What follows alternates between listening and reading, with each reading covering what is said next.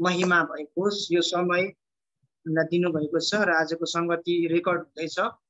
अनि विशेष गरी परमेश्वरलाई धन्यवाद होस्। अनि आफ्टर लङ टाइम पछि धेरै समय पछाडि मलाई वचनको भाग दिनुभएको छ। अस्ति नै मलाई हाम्रो आदरणीय पास्टर सिमन शाह दाजुले पनि भनिराख्नु भएको थियो तपाईँले वचन लिएर आउनुहोस् हैन। अनि समयहरू मिलिरहेको थिएन, मेरो छुट्टीहरू भइरहेको थिएन। अनि यो बिहिबार चाहिँ मेरो प्रत्येक बिहिबार चाहिँ छुट्टी हुनुको कारणले गर्दाखेरि चाहिँ मलाई यो समय दिनुहुने हाम्रो आदरणीय पास्टर दाजुलाई पनि धन्यवाद र एस्टर बहिनीलाई पनि धन्यवाद सूचनामा राखिदिनु भएको लागि।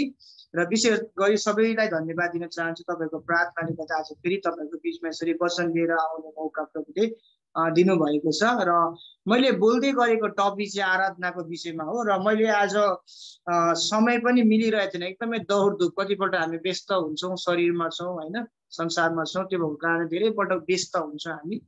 कतिजना आफ्नै काममा व्यस्त हुनुहुन्छ होला, कतिजना सेवाकारीमा व्यस्त हुनुहुन्छ होला, सबैजना हामी कतिपल्ट व्यस्त हुन्छौँ। तर आजको विषय रहेको छ आराधनाकै विषयमा मैले लिएर आएको छु है।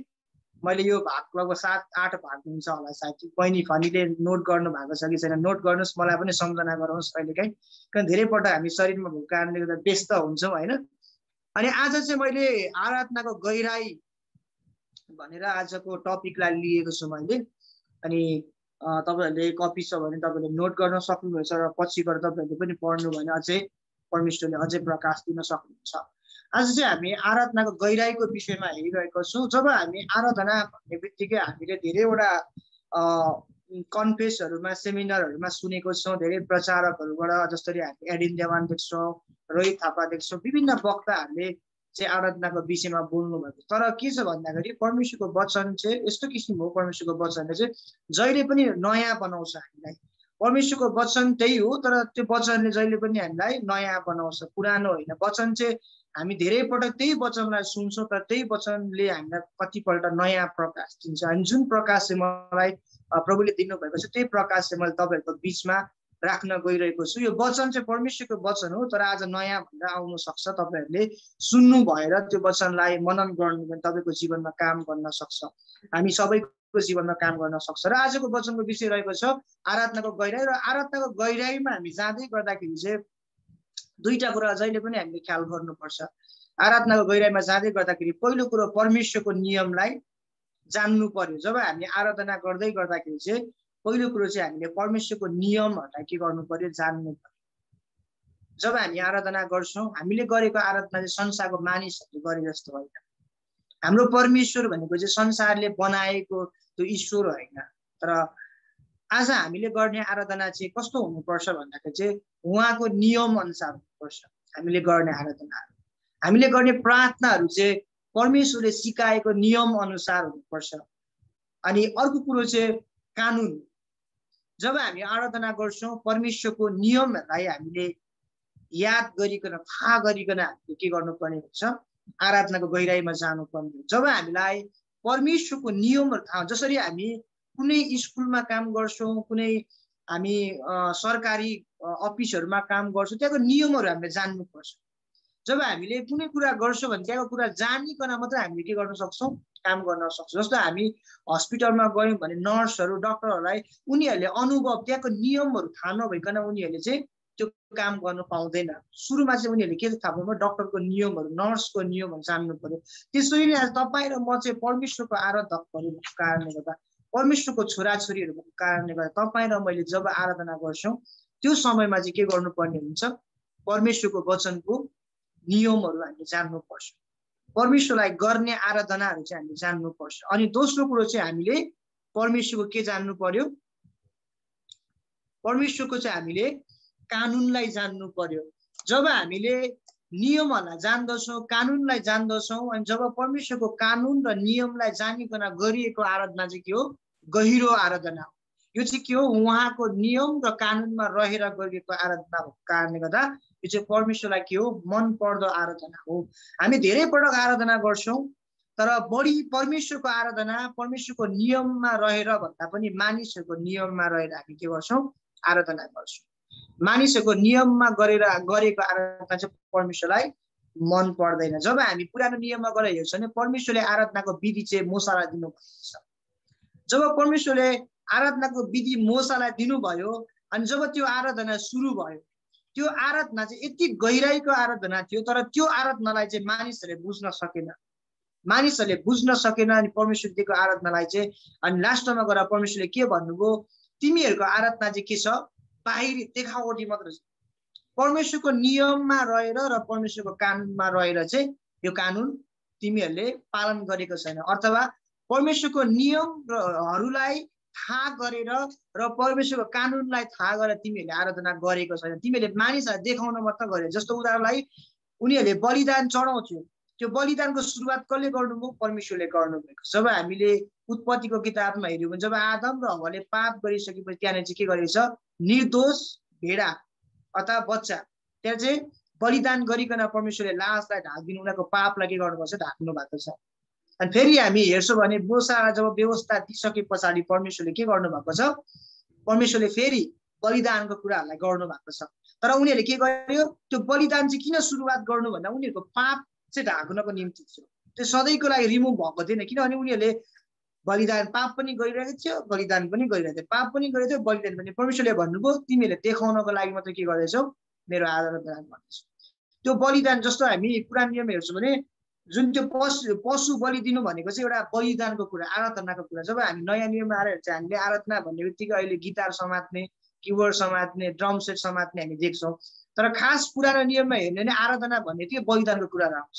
अनि नयाँ नियममा पनि हामीले बुझेको आराधना र परमेश्वरले सिकाउनु भएको आराधनाको गहिराई चाहिँ फरक छ। अगाडि पनि मैले भनिरहेको थिएँ, परमेश्वरले चाहिँ हामीलाई कस्तो किसिमले आराधना गर्नु भनेर नियमहरू दिनुभएको छ, कानुनहरू दिनुभएको छ। तर हामी चाहिँ ठ्याक्कै मानिसले अहिले आराधना भन्ने बित्तिकै हामी के सोच्छौँ, अलिकति राम्रो स्वर भएको मान्छेले गाउने, अनि राम्रो ड्रम सेट बजाउने मान्छे, गिटार बजाउने मान्छेले चाहिँ के गर्ने, ड्रम सेट बजाउने।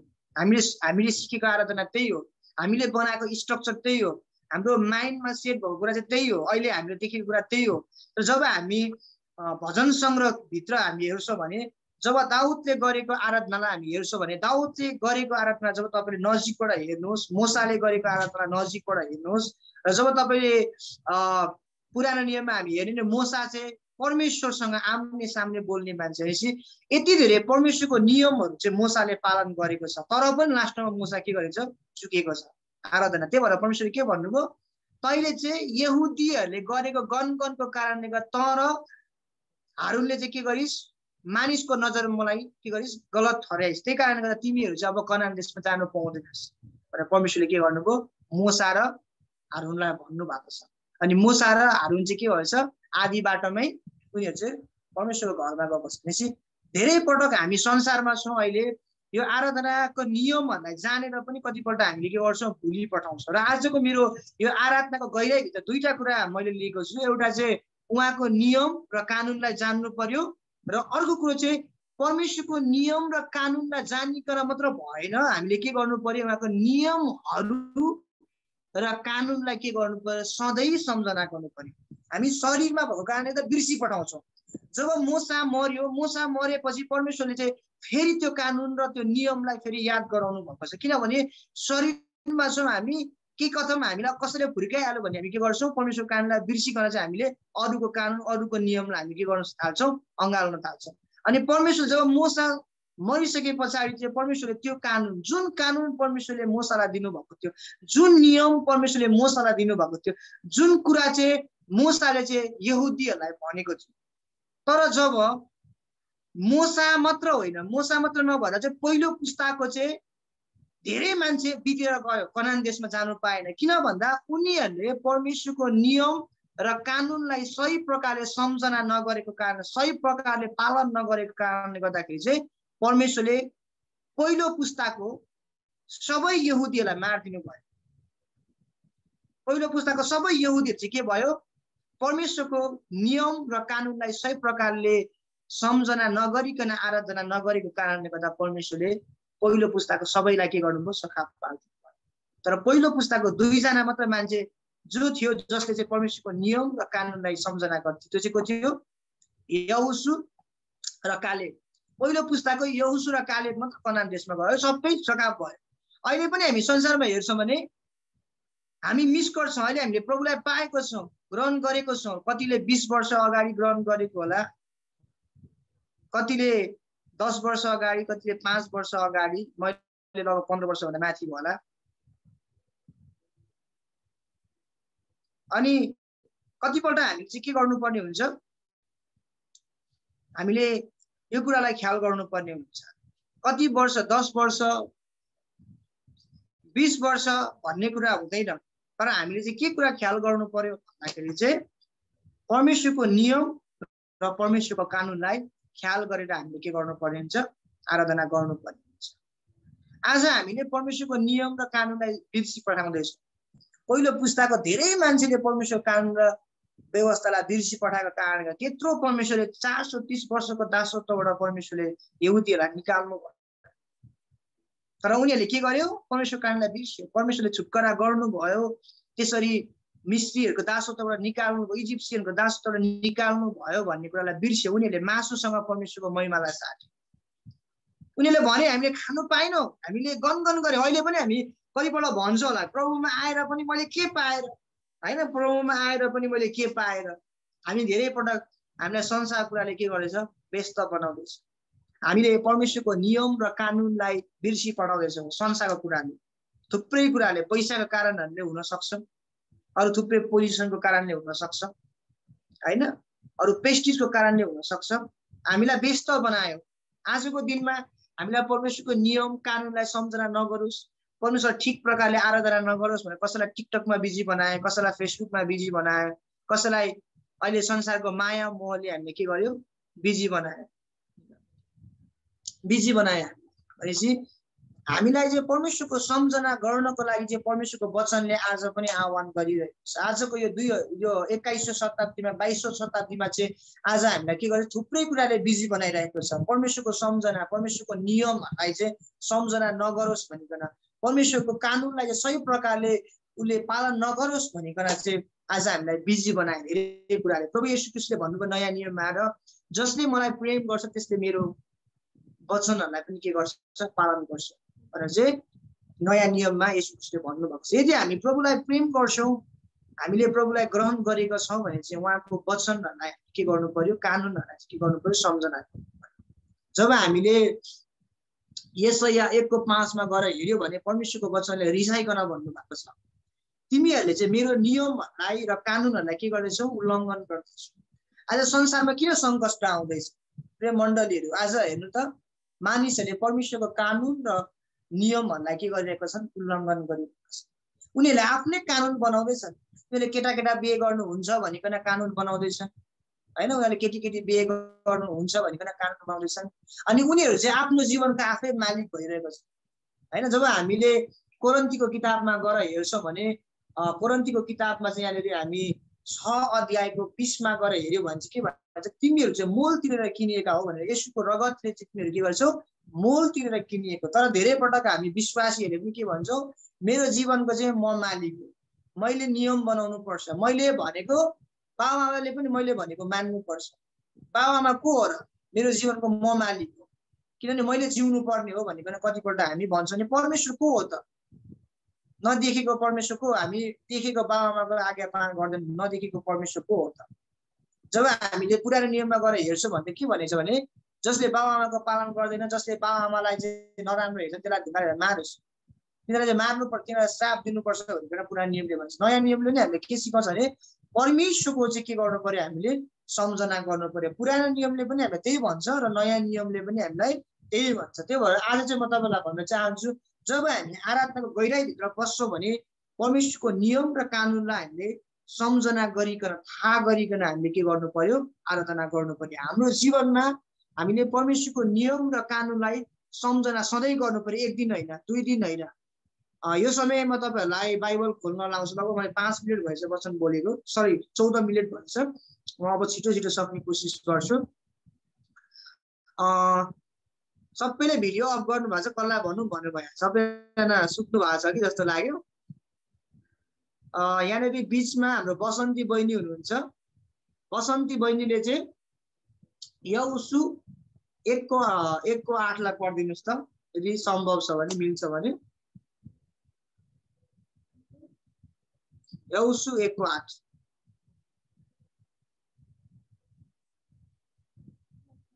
म्युट अन गर्नु मिल्छ भने तपाईँले पढिदिनुहोस् है त।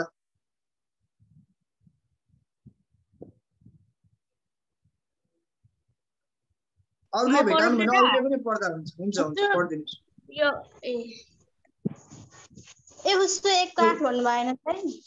हजुर हजुर हुन्छ यसरी लेखेको छ ए उसको 1:08 मा व्यवस्थाको यो पुस्तक तेरो ओठमा नहटोस् तर त्यसमाथि तैँले दिनरात ध्यान गर्नु अनि त्यसमा लेखिएका सबै कुरा होशियार साथ पालना गर्नु र तेरा सबै मार्गहरूमा तैँले उन्नति गर्नेछस् र सफलता पाउनेछस्। आमेन।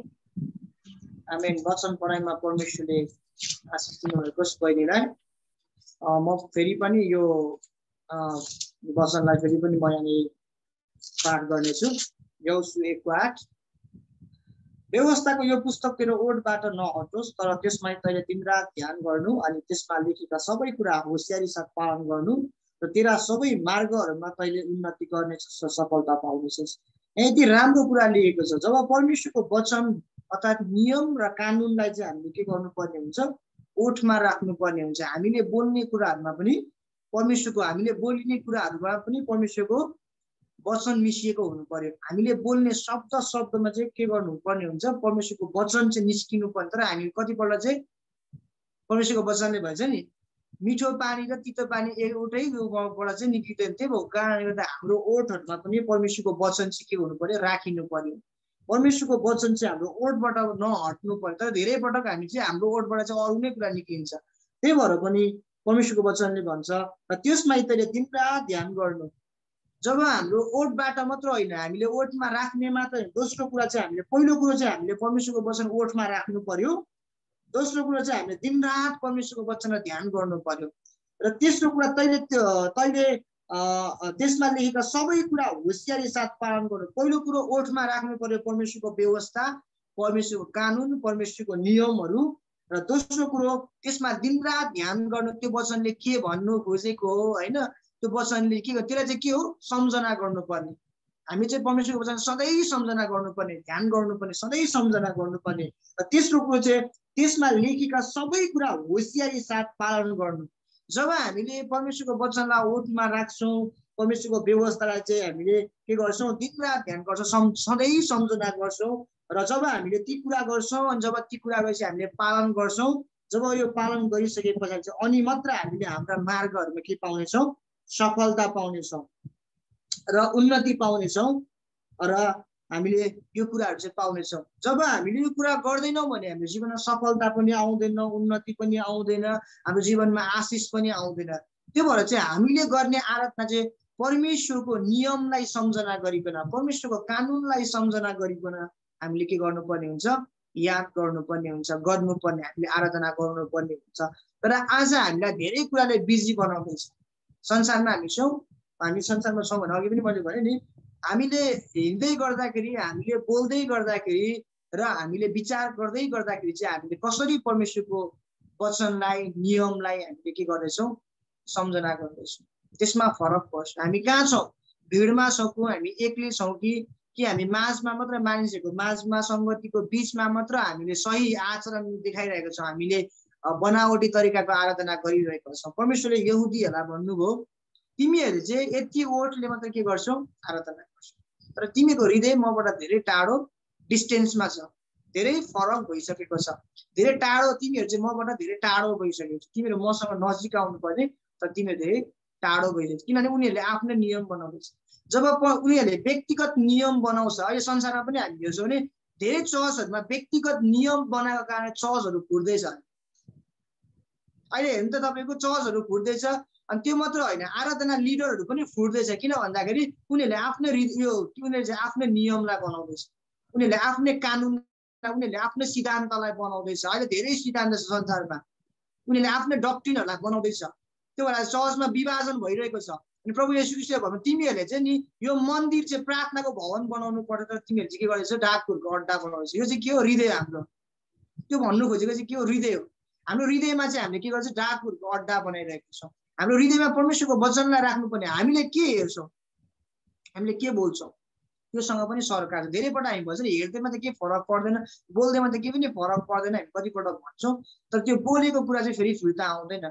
तर वचनले के भन्छ तिमीहरूको जीवको चाहिँ यस्तो डरलाग्दो पिस हो यो एकपल्ट बोलिसकेपछि सक्यो फर्केर आउँदैन त्यो भएको कारणले गर्दा अहिले तपाईँ र मैले एउटा सानो राम्रो राम्रो बोल्थ्यौँ भने त्यो मान्छे फर्केर आउनु तर एउटा सानो नराम्रो कुरा बोल्थ्यौँ भने सधैँको लागि नफर्केर आउन सक्छ भने चाहिँ बोलीमा कति शक्ति छ जब हामीले वचनमा गएर हेर्छौँ भने चाहिँ उत्पत्तिको किताबमा परमेश्वरले के गर्नु बोलेर सबै कुरा बनाउनु त्यो भएर चाहिँ तपाईँ र मेरो बोल्ने कुरामा पनि के छ शक्ति छ जब तपाईँ र मैले राम्रो बोल्छौँ भने तपाईँ र मेरो जीवनमा शक्तिशाली कामहरू हुन सक्छ यदि तपाईँ र मैले नराम्रो बोल्छ नराम्रो काम पनि त्यहाँनिर हुन सक्छ त्यो भएको कारण तपाईँ र मैले चाहिँ बोल्ने कुराहरूलाई पनि ख्याल गर्नुपर्ने हुन्छ र अर्को कुरो चाहिँ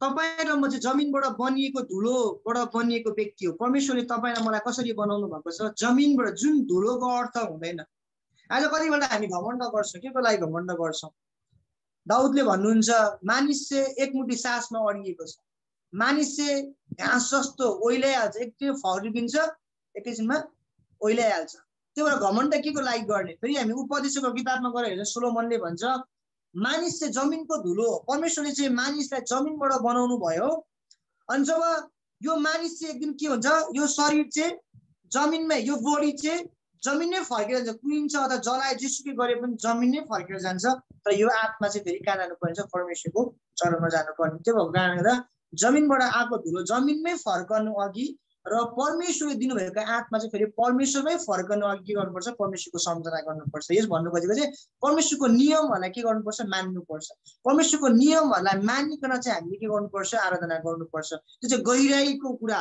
यो चाहिँ परमेश्वरको नियम र परमेश्वरको कानुनलाई मानेर हामीले गर्ने आराधना चाहिँ एकदमै गहिराईको कुरा यो चाहिँ मानिसले बनाएको सिस्टम होइन आराधना भन्ने बित्तिकै मानिसले बनाएको सिस्टम होइन अहिले हामीले हेर्छौँ भने संसारमा डिकन पास्टर सबै कुराहरू हामी देख्न सक्छौँ तर स्वर्गमा गएर डिकन पास्टर एल्डर होइन कुनै पोजिसन छैन त्यहाँ चाहिँ सधैँ सबै मान्छे सधैँभरि के गर्नुपर्ने आराधना गर्ने कुरा चाहिँ हामी प्रकाशको किताबमा हामी पाउँछौँ यो संसारको लागि मात्र हो त्यो भएको कारणले गर्दा तपाईँ म शरीरमा हुँदै नै परमेश्वरको के गर्नुपर्ने हुन्छ सम्झना गर्नुपर्ने दुईटा कुरा परमेश्वरको नियम र कानुनलाई जानिकन हामीले के गर्नुपर्ने हुन्छ आराधना गर्नुपर्ने हुन्छ हामीले हाम्रो नियमलाई होइन हामीले हाम्रो नियमलाई फलो गऱ्यो भने झगडा हुनसक्छ फुडको कुराहरू हुनसक्छ अब धेरै उयो के भन्छ डक्ट्रिनहरू बनिसकेको छ मण्डलीहरूमा तर त्यो परमेश्वरको सिद्धान्त र परमेश्वरको नियमलाई हामीले मान्नुपर्ने हुन्छ धेरै पटक हामीले परमेश्वरको नियमलाई मानिसहरूलाई खुसी पार्नको लागि हामीले नियमहरू बनाइ पठाउँछौँ त्यही भएर परमेश्वरले के भन्नुभएको छ यो समयमा हामी यशाया 1:5लाई हामी हेर्नेछौँ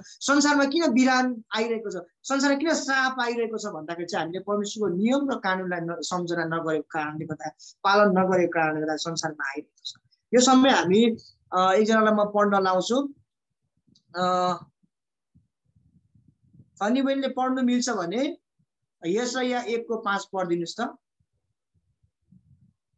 यशाया 1:5 हुन्छ यशाया 1:5 यस्तो लेखेको छ तिमीहरूले किन अझै पिटाइ खानुपर्छ किन तिमीहरू अझै अटेरी बनिरहेका छौ तिमीहरूका सारा शिरमा चोट लागेको छ र सारा हृदय पीडित भएको छ यशाया 1:5 पढ्नुभयो हजुर फेरि हेर्नुहोस् त यशाया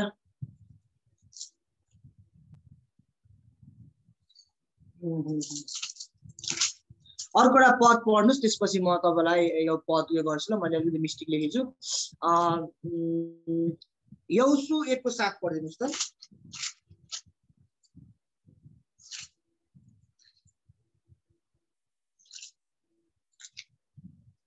यहोशू 1:7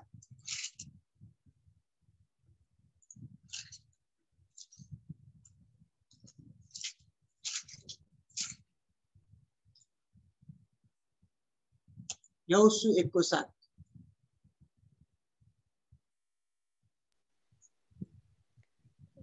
दाइ म पढिदिन्छु है हुन्छ पढिदिनुहोस् बलियो र अति साहसी हो। मेरो दास मूसाले तँलाई आज्ञा गरे अनुसार सबै व्यवस्था पालन गर। त्यसबाट दाहिनेतिर वा देब्रेतिर नफर्काउनु र त जहीँ गए तापनि सफलता पाउनेछस्। आमेन। हुन्छ, बहिनीलाई परमेश्वरले आशिष दिनुहोस्। यहाँ चाहिँ फेरि पनि परमेश्वरको वचनले चाहिँ मूसा मरिसके पछाडि, मूसा चाहिँ शेष भइसके पछाडि चाहिँ फेरि परमेश्वरले जुन कुरा मूसालाई भन्नुभएको छ त्यही कुरा परमेश्वरले फेरि कसलाई सम्झना दिलाउँदै हुनुहुन्छ? यहोशुलाई। यहोशुला लिडर थियो। तपाईँ र म पनि परमेश्वरले चुनिएको व्यक्ति। जसरी परमेश्वरले यहोशुलाई चुन्नुभयो, मूसालाई चुन्नुभयो, याकुबलाई चुन्नुभयो, दानियललाई चुन्नुभयो, त्यसरी तपाईँ र म पनि परमेश्वरलाई चाहिँ ग्रहण गरेको व्यक्ति।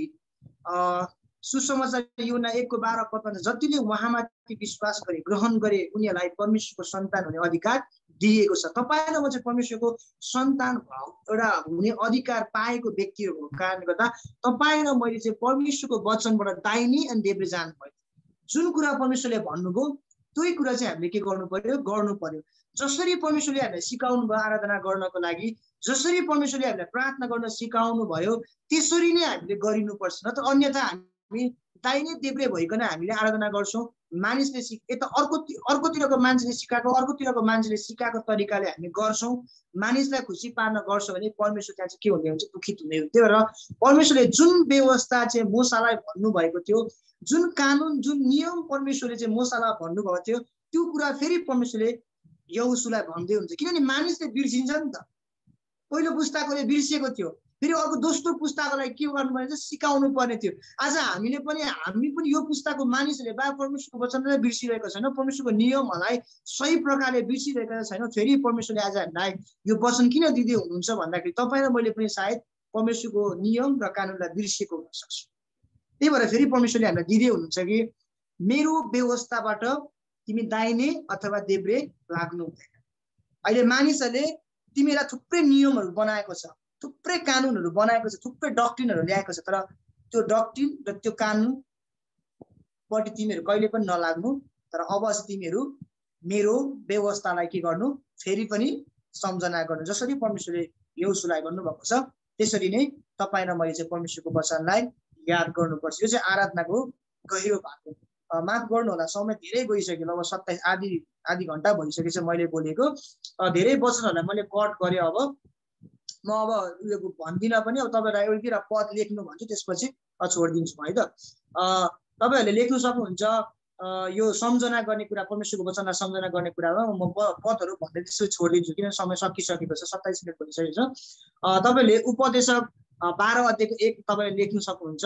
तपाईँले नोट गरेर मात्रै राख्नुहोस् है त, म यो कुरालाई मात्र भन्छु। म उपदेशक 12 अध्यायको 1 पदलाई तपाईँले लेख्नुहोस्, 12 अध्यायको 7 पदलाई लेख्नुहोस्, र अर्को तपाईँले पहिलो कोरिन्थी 6 अध्यायको 20 लाई लेख्नुहोस्। हामीलाई परमेश्वरले मोल तिरेर किन्नु भएको कारणले गर्दा हामीले परमेश्वरको वचनलाई, परमेश्वरको कुरालाई याद गर्नुपर्छ।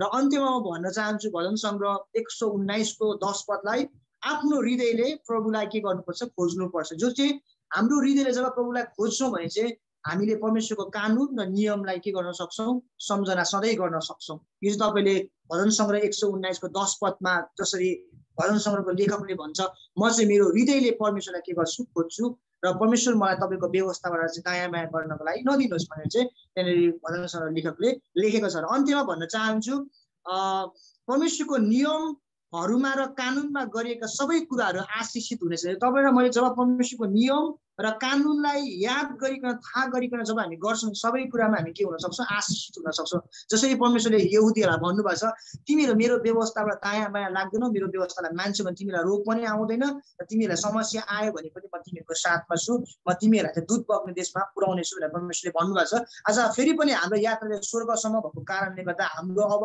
आउने कनान देश भनेको चाहिँ स्वर्गसम्म भएको कारणले तपाईँ र म चाहिँ परमेश्वरलाई दिनरात सम्झना गर्ने व्यक्ति र उहाँको कानुन र नियमलाई थाहा गरिकन आराधना गर्ने व्यक्ति बनिनुपर्छ भनिकन म तपाईँलाई रिक्वेस्ट गर्न चाहन्छु। आउनुहोस् हामी छोटो प्रार्थना गर्छौँ।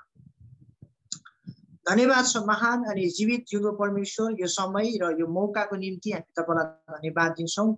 आज हामीलाई यो आधी घन्टाको समयमा तपाईँको वचनको गहिराइमा जानको निम्ति पवित्र आत्मा तपाईँले सहायता गर्नुभयो, र तपाईँको आराधनालाई गहिराई रूपमा हामीले जान्नको निम्ति चाहिँ तपाईँको नियम र कानुनलाई मान्नुपर्छ। जसरी हामीले यहोशुको किताबबाट हेऱ्यौँ, उपदेशको किताबबाट, भजन सङ्ग्रहको किताबबाट, र हामीले पहिलो कोरिन्थी बाट हेर्दै गर्दा तपाईँले चाहिँ हामी दाम तिरिकन छुटाउनु भएको हामी हाम्रो होइन त तपाईँको हो भनिकन हामी जानेका छौँ प्रभु। यो समय र मौकाको निम्ति हामी तपाईँलाई धन्यवाद दिन्छौँ। जतिले यो वचन सुन्नुभएको छ प्रत्येकको जीवनमा तपाईँको शक्तिशाली काम हुन सकेको होस् भनिकन हामी प्रार्थना गर्छौँ।